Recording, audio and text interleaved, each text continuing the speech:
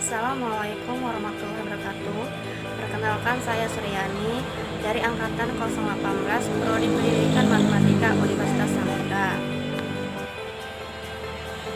Tujuan saya membuat video ini adalah untuk memenuhi tugas kesimpulan webinar Reformasi Pendidikan Nasional mata kuliah telaah kurikulum dengan dosen pembimbing Rizky Amalia SPD MPD. Di dalam webinar Reformasi Pendidikan Nasional, yang menjadi pewartanya adalah Pak Usman, sedangkan untuk pematerinya adalah Menteri Pendidikan dan Kebudayaan Pak Nadiem Anwar Makarim. Kesimpulan yang dapat saya ambil dari webinar tersebut adalah: pertama, dalam webinar Reformasi Pendidikan Nasional, Kemendikbud menetapkan konsep Merdeka Belajar, di mana konsep ini memberikan kemerdekaan bagi setiap unit pendidikan untuk berinovasi. Untuk keluar dari krisis yang saat ini sedang meraba Indonesia, pemikiran yang lebih terbuka diperlukan dan juga adanya inovasi. Yang kedua, adanya empati, sehingga saat ini guru menyadari betapa penting peran orang tua, begitu juga dengan orang tua menyadari betapa pentingnya peran guru saat ini. Kedua hal tersebut sangat diperlukan karena tidak ada yang namanya pembelajaran kalau tidak keluar dari zona nyaman. Kemendikbud telah menetapkan 6 indikator sebagai profil belajar Pancasila. Yang pertama, bernalar kritis agar bisa memecahkan masalah. Yang kedua adalah kemandirian, di mana siswa bisa mencari pengetahuan serta termotivasi.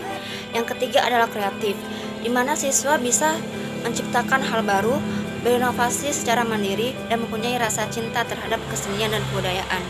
Yang keempat adalah gotong royong, di mana siswa mempunyai kemampuan berkolaborasi sehingga meningkatkan kemampuan siswa tersebut di masa depan agar bisa bekerja secara tim. Yang kelima adalah kebinekaan global, yang merupakan upaya agar siswa mencintai keberagaman, budaya, agama, dan ras di negaranya, serta menegaskan bahwa mereka adalah warga global. Yang keenam adalah yang sangat penting, di mana diperlukan adalah berakhlak mulia. Disinilah moralitas kita, spiritualitas kita, dan etika kita berada. Pak Nadiem mengatakan, sudah pasti pendidikan karakter akan menjadi salah satu pilar yang sangat penting dan jadi pilar yang sangat inti. Project based learning menjadi salah satu metode yang melatih jiwa gotong royong dan kreativitas siswa. Bukan hanya dengan membaca materi lalu diuji, melainkan juga untuk menciptakan karya. Itu kata Pak Nadiem. Di sini saya menyukai salah satu moto Pak Nadiem, di mana beliau berkata, kalau kita ingin melakukan transformasi pembelajaran di dalam suatu ruang kelas, maka harus banyak tanya, banyak coba, dan banyak karya. Di banyak karya inilah kita melakukan inovasi-inovasi baru sehingga kita melahirkan sesuatu yang akan berguna di masa mendatang. Persiapan pemerintah pusat untuk pendidikan Indonesia ke depannya, apalagi untuk daerah yang tertinggal, adalah dengan gotong royong. Jadi, ada campur tangannya adalah pemerintah dengan warga setempat sehingga bisa memajukan pendidikan yang ada di daerah tersebut.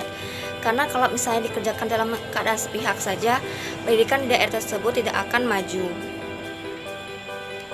Masyarakat harus menyadari bahwa dalam kondisi seperti ini, yang tidak kenal yang tak ideal ini, memang pembelajaran dari rumah ini banyak sekali kesulitan, banyak sekali tantangan, dan banyak sekali yang tidak ideal.